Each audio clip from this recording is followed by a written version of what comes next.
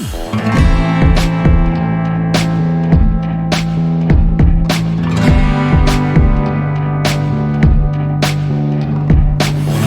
ये वीडियो 15 अगस्त के दिन ही शूट हो रही है। तो मैंने ये नोटिस किया कि जब भी कुछ ऐसा होता है ना, 26 जनवरी है, 15 अगस्त है, या कोई भी ऐसे नेशनल डे, हाँ, तो मतलब सब थोड़े इंटरनेट पे तो काफी पेट्रियोटिक हो जाते हैं कि देश मेरा महान टाइप्स, हाँ। लेकिन किसी को कुछ नहीं पता। They are all doing just for the sake of doing, मतलब कोई रीजन नहीं है उनके पास। और सच बताऊं तो नाम अंदर से उनके पेट्रियोटिज्म आ रहा है, और ये सच भी है। सच है। तो मैं जस्ट क्यूरियस इंसान हूं, तो इस वे में मैंने जस्ट ये पढ़ने की कोशिश की कि जो हम ये दिन मनाते हैं, इनके पीछे पर्सनैलिटीज जो इन्वॉल्व रही हैं, उनकी जर्नी कैसे रही है, क्योंकि हर इंसान की अपनी कहानी होती है जो रिजल्ट करती है। जैसे एक इंसान है, अगर मैं उसकी पूजा करूं तो वो कम है। समझ गया मैं कौन। B R Ambedkar. तो उनके मैं समझ ही नहीं पाता, मैं उनकी बायोग्राफी पूरी पढ़ ही नहीं पाया भाई, मेरे में दम ही नहीं है। मुझे ऐसा लगता है कि हर तीसरे चौथे पेज के बाद मैं रोऊंगा।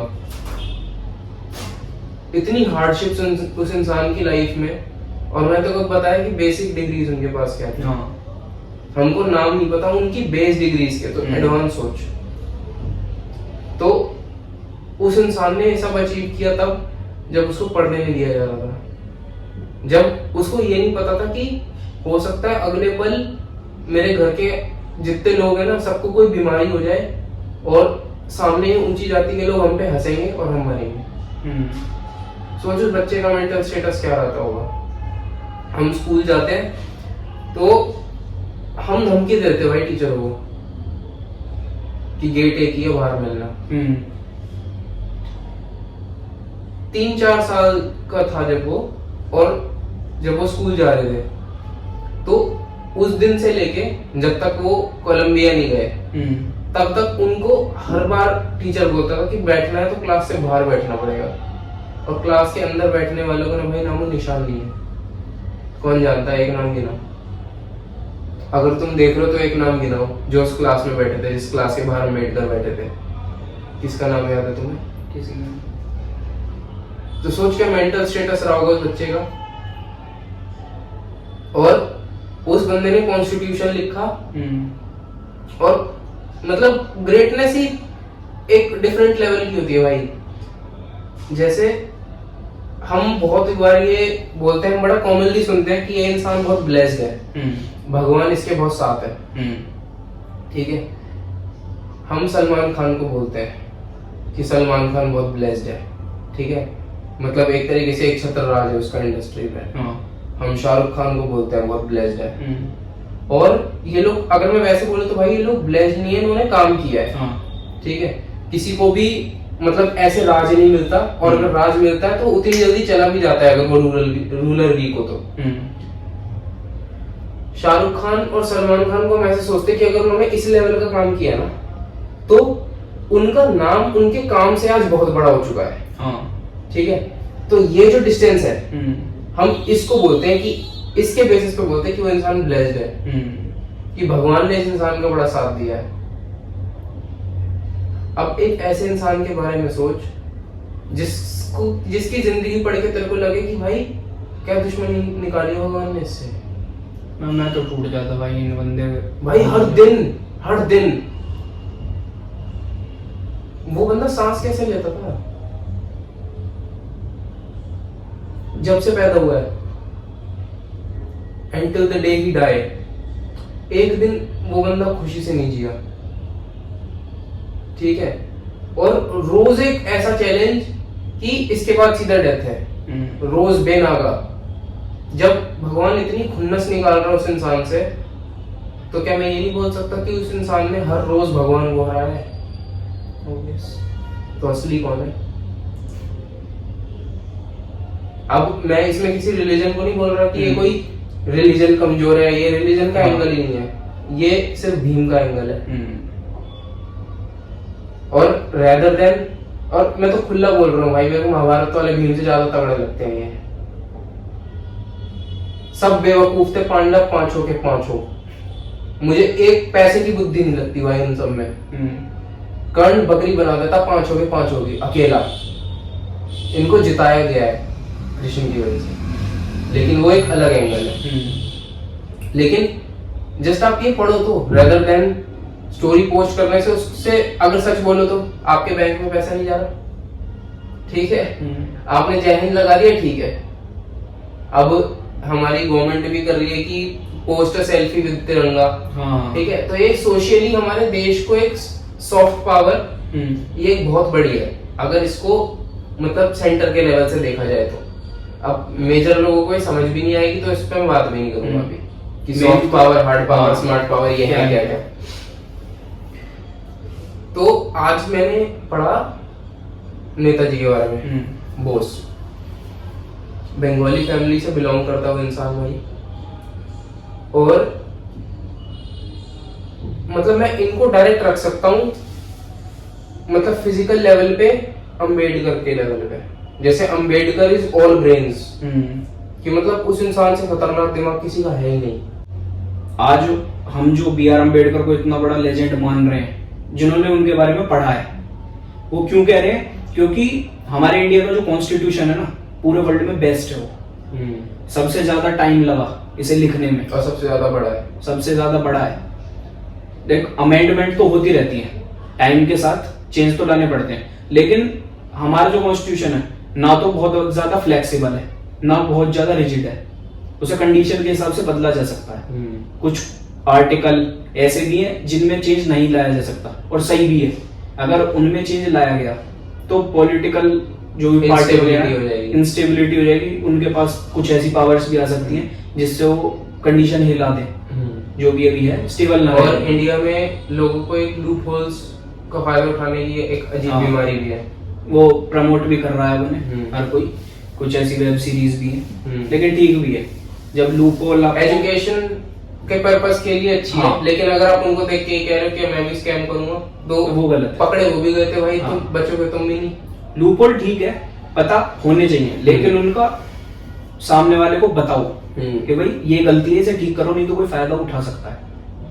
ऐसा नहीं है कि भाई मोटिवेट हो रहे हैं इस चीज से, इसने स्कैम किया, इतने रुपए कमा लिए, मैं भी कर लेता हूँ। मरा वो भी, और बहुत ही बुरी मौत। पता है सबको कौन सी वेब सीरीज आई थी?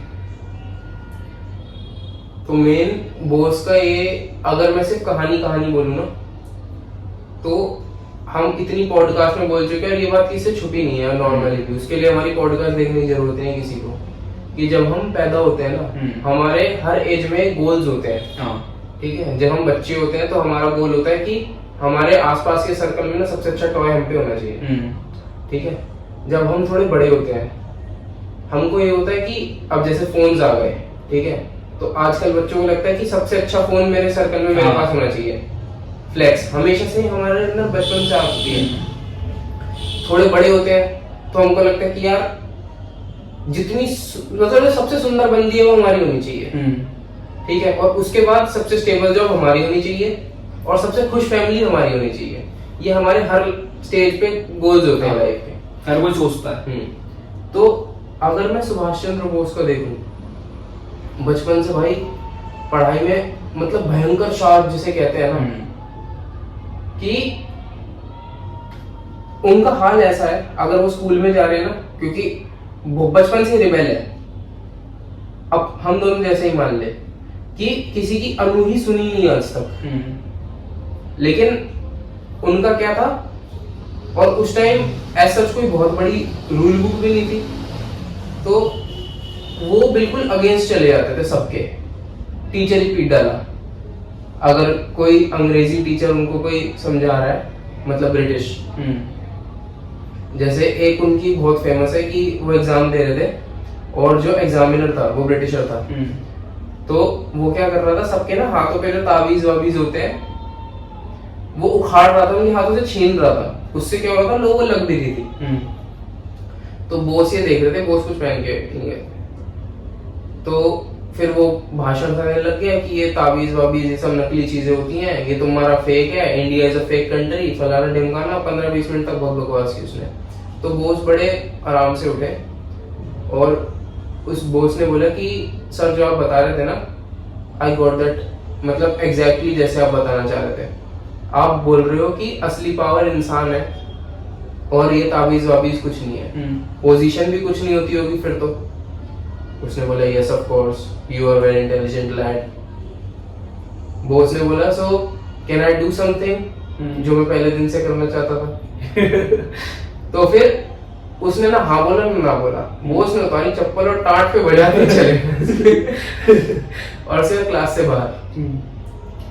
और वो इतने समझदार थे पढ़ाई में, पीट पाट डाला उन्हें। और जब उनके पीछे बाकी बच्चे भी निकल गए, उनको भी हिम्मत आ गई, तो थोड़ा राइट टाइप का हो गया स्कूल कॉलेज में। तो वहां से तो उनको रस्टिकेट कर दिया।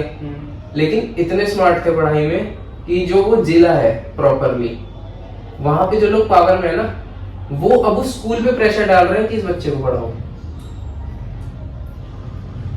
तो सोच कितना मतलब घोट दिया उस इंसान ने उनको बचपन से ही। आईसीएस, इंडियन सिविल सर्विस, जिसको आज यूपीएससी कंडक्ट करता है, सीएससी के नाम से कहते हैं इसे। तो उस टाइम आईसीएस लंदन में होती थी, ठीक है, और 4 साल के लिए बच्चे को वहां जाना पड़ता था। तो ऐसे करते करते रिबेल नेचर इनका जैसे तैसे हाथ जोड़ जाड़ के इनके पिताजी की वजह से इनका स्कूल खत्म हुआ। स्कूल खत्म होने के बाद, और पहले आईसीएस की एज बहुत कम थी। जैसे आज तो सीएससी के लिए जनरल की एज 30-32 के आसपास की है, उस टाइम ऐसा नहीं था। उस टाइम 21 थी। रिजर्वेशन नहीं था उस टाइम। उस टाइम कुछ भी नहीं था, वही अच्छा था। लेकिन उस टाइम क्या था, क्योंकि लंदन में होता था, ब्रिटिशर्स कंट्रोल करते थे, और उनका मेन गोल ये रहता था कि कोई भी इंडियन सिविल सर्वेंट नहीं होना चाहिए, है ना। जो पहले इंडियन सिविल सर्वेंट थे वो थे रविंद्रनाथ टैगोर के बड़े भाई। मैं अभी इनका नाम एग्जैक्टली मेरे को याद नहीं आ रहा और मैं गलत प्रोनाउंस करना नहीं चाहता, तो मैं नहीं बता रहा। तो सुभाष चंद्र बोस वहां गए 4 साल की तैयारी करने के लिए। इनके फादर ने इनको भेजा। भाई बंदे ने 4 साल की तैयारी 7 महीने में कर ली, और ऑल इंडिया रैंक 4। दिमाग सोचो उस आदमी को किस लेवल का था। इंडिया आए, लेटर आया कि आप लंदन चले जाओ, और ऑफर लेटर आते हैं ना जैसे, तो उस टाइम शायद प्रमाण पत्र बोलते थे, पता नहीं क्या बोलते थे उसे। तो जब वो लेटर आया ना, बॉस ने वो लेटर फाड़ा और पोस्टमैन के मुंह पे मार दिया कि नहीं करनी मुझे नौकरी। और उसके बाद बहुत प्रेशर डालने के बाद इनके फादर की वजह से इन्होंने वो नौकरी ज्वाइन कर ली। थोड़े टाइम नौकरी करने के बाद जब ये बात आपकी तरफ फैल गई बिल्कुल कि ऑल इंडिया रैंक 4 किसी इंडियन की आई है, और वो मतलब एज बहुत कम है, अब 4 साल की तैयारी अगर तुम 7 महीने में कर लोगे, एज क्या आएगी तुम्हारी, छोटी एज में ही कर लिया। तो आसपास की जितने भी फैमिलीज थी सब पागल हो गई, और इनके लिए रिश्ते आए खूब। तो ये हो गए फ्रस्ट्रेट, ये इंडिया से वापस लंदन चले गए। और फिर ऐसे पढ़ते पढ़ते इन्होंने सोचा कि यार मैं बचपन से इन अंग्रेजों की बजाता आ रहा हूँ, शायद ऐसे ही सोचा होगा, और मैं इनके साथ रह के मजे मार रहा हूँ, ये सोचा होगा उस इंसान ने। फिर वो आए, उन्होंने नौकरी फुल एंड फाइनल छोड़ दी, लेकिन उसके बाद भी बहुत रिश्ते आए इनके पास, और उसका हैरेसमेंट इनके पेरेंट्स को झेलनी पड़ी कि इनकी मदर और फादर बोलते कि हमको लोगों से ना मतलब मना करने में भी वो आता है कि सुभाष ने नौकरी छोड़ दी।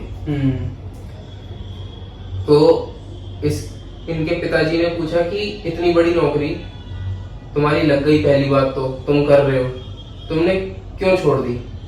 अगर भाई ऐसी पोजीशन पे जहां मतलब पूरा नेचर जो कुदरत है ना वो तेरे अगेंस्ट है एक सिचुएशन में, ठीक है, सारा सिस्टम तेरे अगेंस्ट है जस्ट बिकॉज तू इंडियन है, लेकिन तू स्टिल अपना मेंटल प्रूफ करके ऑल इंडिया रैंक 4 आता है, ठीक है, और ऑल इंडिया रैंक में लंदन हो रहा है तो ऑब्वियसली वहां के भी लोग होंगे, ठीक है। पहले इंडिया में भी तो कितने ब्रिटिशर्स थे, वो भी कंपटीशन में थे। तो हम ऑल इंडिया रैंक सिर्फ ऑल इंडिया तो नहीं बोल सकते क्योंकि वहां के लोग भी इन्वॉल्व हैं। तो अगर तू ब्रिटेन और इंडिया मिला के अगर तू ऑल इंडिया मतलब ऑल रैंक तेरी 4 आ रही है, ठीक है, उसके बाद अगर तू नौकरी छोड़ रहा है और तेरे पेरेंट्स उससे पूछ रहे हैं तूने नौकरी क्यों छोड़ी, तू क्या जवाब देगा? मैं तो अगर मैं इतना लायक होता, वो तो थोड़ा इम्पॉसिबल सा है जैसे ये थे, तो मैं तो ये कहता अगर मेरे बस की इतना है ना कि मैं 4 साल की पढ़ाई 7 महीने में करके इतनी रैंक ला रहा हूँ, तो ये मेरे लिए बहुत छोटी चीज है। शायद कुछ और ही लिखा है मेरी लाइफ में। जिनकी अभी तक मैं अपोजिशन में था उनके साथ ही काम करने में मेरे से ज्यादा नाम खराब आपका हुआ कि आपने एक ऐसे बच्चे को जन्म दिया है। पहले तो उनके ही अपोजिट गया, फिर जब उसके पास थोड़ी पावर आने वाली थी तो उनके साथ ही जुड़ के अपने जो इंडियंस थे उनके अपोजिट जा रहा है। दीनी मानी है कुछ। हाँ, मैं तो यही कहता हूँ। तू जा रहा है बहुत करियर सेंट्रिक, ठीक है, क्योंकि तेरी कहानी अलग है। जहां से बात शुरू कर दी वहीं आ गई, तो ये तेरा डिसीजन होता। उस आदमी ने बोला बाबा नौकरी थी तो चाकरी ही, और चाकरी मुझे किसी की करनी नहीं। तो जैसे इंडियन पेरेंट्स सैवेज शुरुआत से ही रहे, तो क्या करोगे महाराज फिर तुम? तो फिर उन्होंने क्रांतिकारी बनूंगा। इतना गूदा था भाई। प्रिंस ऑफ वेल्स है ब्रिटेन से, ठीक है, खादी बेचने चलेगा उनको बड़े पंडाल में।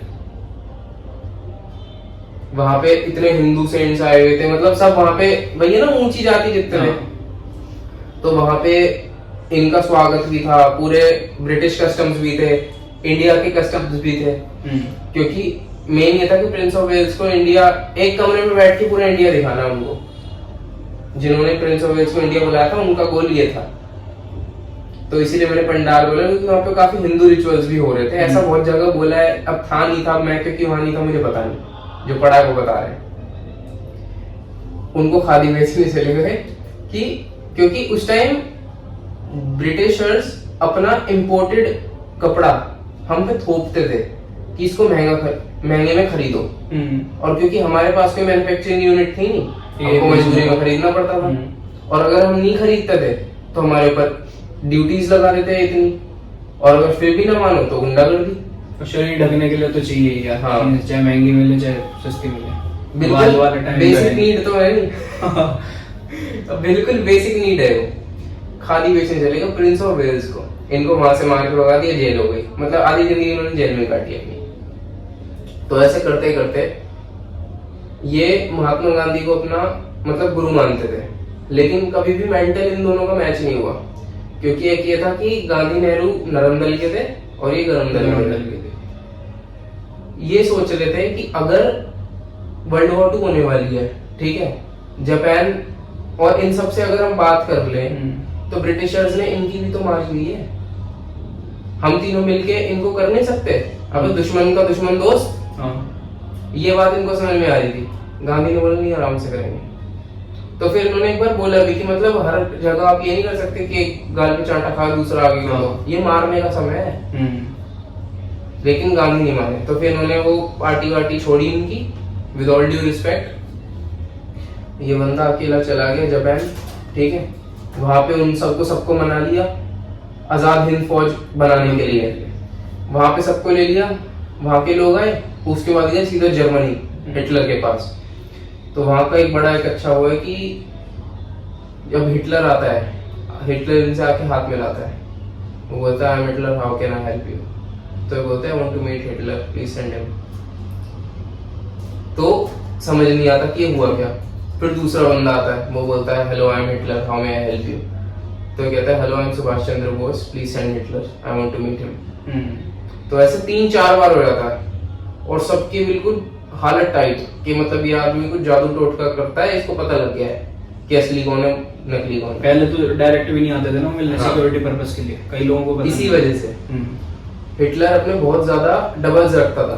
अब जैसे जिन्होंने डिक्टेटर मूवी देखी है, वो जो फनी स्पूफ टाइप मूवी है, उसमें जो कैरेक्टर दिखा है अलादीन, वो अपने स्टंट डबल्स रखता है ना, ताकि हर जगह हो जाए सिक्योरिटी पर्पस के लिए, क्योंकि हर जगह हो जाएगा तो मरने के भी चांसेस ज्यादा है। सेम हिटलर के साथ था। हिटलर के मेजॉरिटी काम वो स्टंट डबल्स करते थे, और हिटलर जर्मनी में ही रहता था, वो बाहर नहीं जाता था। हिटलर उन्हें बुलाता है, बैठाता है, तो हिटलर बहुत ध्यान से पहले तो 5-10 मिनट देखता उन्हें, वो ये भी बैठे हैं, हिटलर भी बैठा, तो फिर हिटलर बोलता है कि how can I help you. तो फिर ये खड़े होके खुद हाथ मिलाते हैं हिटलर से, बोलते हैं hello I am Subhash Chandra Bose, it's nice to meet you mister Hitler. अब हिटलर की फट जाती है कि मतलब इस आदमी को पता कैसे लग गया कि मैं हिटलर हूँ, क्योंकि उन लोगों ने सेम कपड़े पहने हैं, सेम शक्ल है, आवाज सेम है, सब कुछ सेम है। तो फिर आउट ऑफ क्यूरियोसिटी हिटलर पूछता है इनसे कि मतलब how do you know all this. तो सुभाष चंद्र बोस ने बोला कि टेक्निकली इंडिया एक इंफीरियर कंट्री है इस टाइम, उस टाइम तो थी, है ना, मैं आपसे हेल्प मांगने आया हूँ। जर्मनी एक राइजिंग पावर है, तो एक राइजिंग पावर अगर मेरे सामने हाथ खुद ला रही है मिलाने के लिए, वो भी ये पता होता है कि मैं इंफीरियर पावर हूँ, और हिटलर का एटीट्यूड फेमस है पूरे वर्ल्ड में कि हिटलर थोड़ा एरोगेंट है, तो सही था वो बंदा। तो ये हिटलर था ही नहीं। अगर वो खुद मतलब सुपीरियर होके एक इंफीरियर से हाथ मिला रहा है, तो मेरे हिसाब से वो हिटलर हो नहीं सकता। मतलब एग्जैक्ट असम्पशन सीख सकते हो आप इस चीज से। मतलब सोचो बंदा कितना वाइज था, और उसको अपनी विजडम को एग्जीक्यूट करना आता था, वो भी मतलब हाईली प्रैक्टिकल तरीके से। मतलब सोच नॉर्मली कोई बोल दे कि हेलो आई एम हिटलर, तो पहले मिले थोड़ी हो हिटलर से, कोई भी बोल दे कि ठीक है। और पहले तो फोटो भी अगर देख के आप ये याद कर रहे हो, जैसे तुरिक की यात्रा की फोटो गई, तो पहले इतनी क्लियर फोटो भी नहीं आती थी कि आप हर एक चीज देख, टेक्नोलॉजी नहीं थी, और तब भी पहचान पा रहे हो, बहुत बड़ी सोच कितना लेवल पे उस आदमी का दिमाग डेवलप्ड होगा। तो इन दोनों को मनाया, भाई हिटलर को मनाया उस आदमी ने, जो किसी की भी सुनता, ठीक है, जापान, इन दोनों को मिला तो आजाद हिंद फौज बनी। और कई लोगों को ये भी नहीं पता है, सब सोचते हैं आजाद हिंद फौज जो है इनकी है, बोस की। ये एक सपोर्टर थे, हाँ, जिन्होंने इन्फ्लुएंस किया है सबको ये फौज बनाने के लिए। आप खुद चेक करना आजाद हिंद फौज के फाउंडर कौन थे, और ध्यान रखना, उसे खुद सर्च करोगे तो ध्यान रहेगा, मैं बता दूंगा तो भूल जाओगे। तो मेन इनका ये था कि इनको भी सिर्फ क्योंकि ब्रिटिशर्स वीक है, अब अगर जड़ कमजोर हो रही है तो काट दो ना साली को, सिंपल लॉजिक। सबको दिक्कत हो रही है तो जरूर काटो। भगत सिंह भी यही सोचते थे, चंद्रशेखर आजाद भी यही सोचते थे, मतलब जितने बेसिकली गरम दल के लोग थे, ये इन सब की थिंकिंग यही थी। इसी वजह से इन लोगों की गांधी के साथ बैठे हुए फोटोज हैं, लेकिन काफी कम है, क्योंकि वही एक रिस्पेक्ट है, क्योंकि गोल दोनों का एक ही है, आजाद भारत, लेकिन तरीके बहुत अलग अलग है। तो बस यही इतनी इंस्पिरेशन मिली मेरे को इस कैरेक्टर से। अब ये तो पता नहीं कि क्योंकि अंधी वो है, इनके कॉन्स्पिरेसीज की मर गए या जिंदा थे, ठीक है, कैसे मरे कैसे नहीं मरे, प्लान था ये नेचुरल डेथ थी, और होने के बाद भी डेथ हुई है या नहीं, क्योंकि बॉडी नहीं मिली, बॉडी नहीं मिली, तो ये हुआ क्या किसी को नहीं पता। लेकिन मतलब इसको कहते हैं भाई शेर जिंदगी, कि तुम हार ही नहीं रहे, जहां गए तोड़ रहे हो, जहां गए तोड़ रहे हो, और तुमको कोई गलत साबित कर भी नहीं पा रहा। अब उसके लिए आपको भी तो एक अच्छा पैकेज बनना पड़ेगा ना। अब आसान भाषा में अगर मैं चाहूं कि मैं किसी कंपनी में जाऊं और मैं डिमांड करूं 3 लाख रुपए पर मंथ की सैलरी पे, तो मेरे को अपनी वर्थ भी तो शो करनी पड़ेगी। अगर वो मेरे को 3 लाख रुपए दे रहे हैं, तो क्या उनके पास ये चेक करने का हक नहीं है कि जिस बंदे पे हम 3 लाख रुपए महीने का फूक रहे हैं, कि हम फूक रहे हैं और एक इन्वेस्टमेंट है, बंदा हम बिजनेस ला के देगा नहीं देगा, ये हक नहीं है उन लोगों का। और मैं बिल्कुल चौड़ा होकर उनसे कैसे मांग पाऊंगा, उनकी आंख में आंख डाल के उनसे कैसे डील कर पाऊंगा, जब मेरे में दम होगा एक्चुअल में, हवाबाजी में नहीं कि 5-10 कोट इंस्टाग्राम से पढ़ गया और वहां जाके मैं बकलोली कर रहा हूँ। अगर सच में मेरे अंदर दम है, मेरी डिग्रीज मेरे को सपोर्ट करनी है, मेरे काम करने का तरीका अलग है, ठीक है, मैं एफिशिएंट हूँ, तो क्यों नहीं रखेगा सामने वाला मेरे को? मैं एसेट हूँ भाई। अब कोई जज ही नहीं करेगा अगर आप इतने कैपेबल हो, उन्हें पता चल जाएगा बात करके यहाँ भी कुछ है इसमें। वुल्फ ऑफ वॉल स्ट्रीट अगर न्यूडिटी से हटके किसी ने देखी हो ना, तो वुल्फ ऑफ वॉल स्ट्रीट में जब वो बंदा अपनी पहली वो ऑफिस छोड़ के जाता है एक बड़े छोटे से ऑफिस में, तो जब वो कॉल करता है तो आसपास वाले ना उसको देखने लग जाते, क्योंकि उससे पहले किसी ने देखा नहीं। उस बंदे ने वहां अपना मेंटल प्रूफ किया कि उससे ज्यादा एफिशिएंट उसको मतलब पूरे इंस्टीट्यूशन में कोई नहीं है, ठीक है। वो बोलता है कि 50% आपको कमीशन मिलेगा, ये शॉक हो जाता है जॉर्डन, 50% मैं 1-2% पे काम कर रहा था। तो वो ऐसे पूछता है कि अगर मैं 10,000 के स्टॉक्स बेचूं तो मैं $5,000 कमाऊंगा। तो फिर वो बोलते हैं कि अगर तुमने 10,000 के स्टॉक्स बेच दिए तो मैं पर्सनली तुमको बीजे दूंगा। हाँ। तो हंसी मजाक में बात टल जाती है, लेकिन वो 2,000 के स्टॉक्स बेच देता है कॉन्फिडेंस बहुत होता है उस बंदे में, और $1,000 कमा लेता है। और इन लोगों के फटे रह जाते हैं कि कर कैसे दिया इसने। तो अब अगर ये बंदा किसी फॉर्म में जाके कॉन्फिडेंटली बात करेगा तो क्या अब उसकी चलेगी जो बैठा है सीट पे, या इसकी चलेगी? इसकी चलेगी, ऑब्वियस बात है, साफ दिख रहा है खेल क्या खेल रहा है। बेसिक्स क्लियर है ना, उसको पता है उसको क्या चाहिए, और वो अपनी औकात के हिसाब से मांग रहा है। हम ये मोटिवेशनल स्पीकर से सुनते हैं ना कि अपनी औकात से ज्यादा थ्राइव करो, यूनिवर्स से मांगो, तो उनकी बात ध्यान से सुनो, समझो, यूनिवर्स से मांगो, किसी इंसान से नहीं। क्योंकि इंसान तो तुमको चेक करेगा ना, क्योंकि भाई उसका पैसा है। अब रोल्स रिवर्स कर लो, तुम दोगे?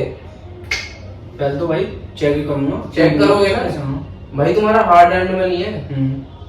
अब तुमने तो बीजे दे के पैसा कमाया नहीं। सोच। तो मैं इस लेवल पे काफी, जैसे मैंने कनेक्टिंग में कनेक्ट कर देता हूँ हर चीज को, हर चीज से। मैंने सुभाष चंद्र बोस की लाइफ को अपनी लाइफ से कनेक्ट किया, ठीक है। उसके बाद उनके काम करने के तौर तरीकों को अपने से कनेक्ट किया। तो अब मेरे को ना बहुत अच्छी इंसाइट मिल गई आज कि मैं और मतलब कैसे अल्फा की तरह अपीयर हो सकता हूँ।